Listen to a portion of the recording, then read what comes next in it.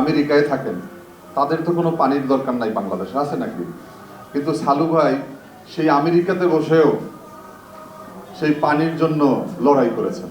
এটা কিছু মানুষের কাছে হয়তো পাগলামি মনে হবে যে টিপু ভাইয়ের কি দরকার, পানির দরকার কি আমেরিকায় বসে?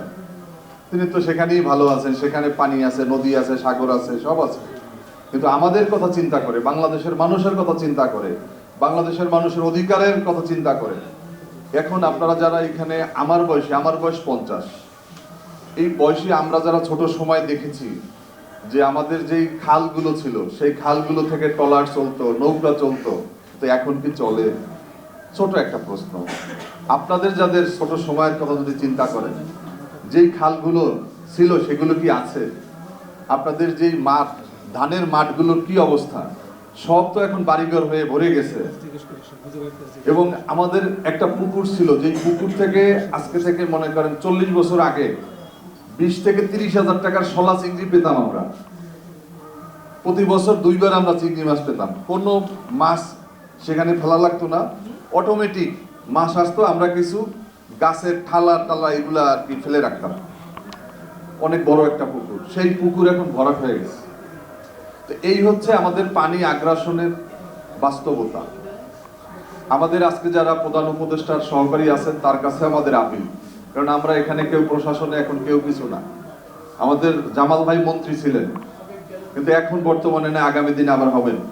কিন্তু বর্তমানে যারা আছেন তাদের উপরে কিন্তু অনেক বড় একটা দায়িত্ব, কারণ এই চুক্তি কিন্তু শেষ সময় এবং সামনে চুক্তি হবে। আমাদের কেন বৈঠক হচ্ছে না যৌথ নদী কমিশনের, এটার জবাব আজকে যারা আছেন তাদেরকেও দিতে হবে। বিগত দিনে যারা ছিলেন তাদের কাছ থেকে আমরা চেয়েছি, কিন্তু কেউ আমাদের জবাব দেয়নি। আমরা বিশ্বাস করি আজকে এখানে যিনি আছেন এবং আজকে আমাদের প্রধান উপদেষ্টার কার্যালয়ে একাধিক লোক আছেন যারা মজলুম জননেতা মৌলানা আব্দুল হামিদ খান ভাসানীর অনুসারী, তাদের দায়িত্ব নিতে হবে। নদী কমিশনের বৈঠক শুধু নয়, আগামী যেই চুক্তি হবে সেই চুক্তি যেন গতানুগতিক হাসিনা মার্কা চুক্তি না হয়। চুক্তি হতে হবে, গ্যারান্টি ক্লোজ থাকতে হবে।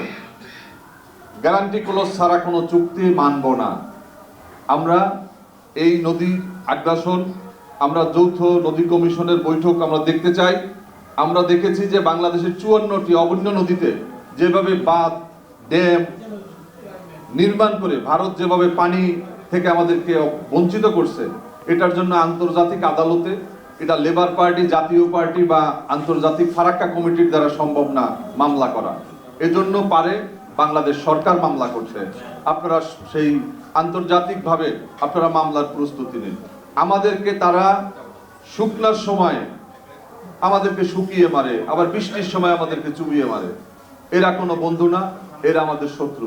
এই শত্রু রাষ্ট্রের সাথে কখনো বন্ধুত্ব হতে পারে না। আমাদের আগামী দিনে বাংলাদেশ বিনির্মাণের জন্য যে 2000 শহীদরা আমাদের জীবন দিয়ে একটি রাস্তা তৈরি করে দিয়ে গেছেন, সেই রাস্তায় আমাদের চলতে হবে। আমাদের লাইন ক্লিয়ার, এই লাইনই হচ্ছে মৌলানা আব্দুল হামিদ খান ভাসানীর লাইন। আগ্রাসনের বিরুদ্ধে, ফ্যাসিবাদের বিরুদ্ধে, আধিপত্যবাদের বিরুদ্ধে আমাদের লড়াই। এই লড়াইকে আমাদেরকে সামনে নিয়ে যেতে হবে। আমরা কর্মীর ভূমিকায় থাকতে চাই, আপনারা এগিয়ে যান। সবাইকে ধন্যবাদ।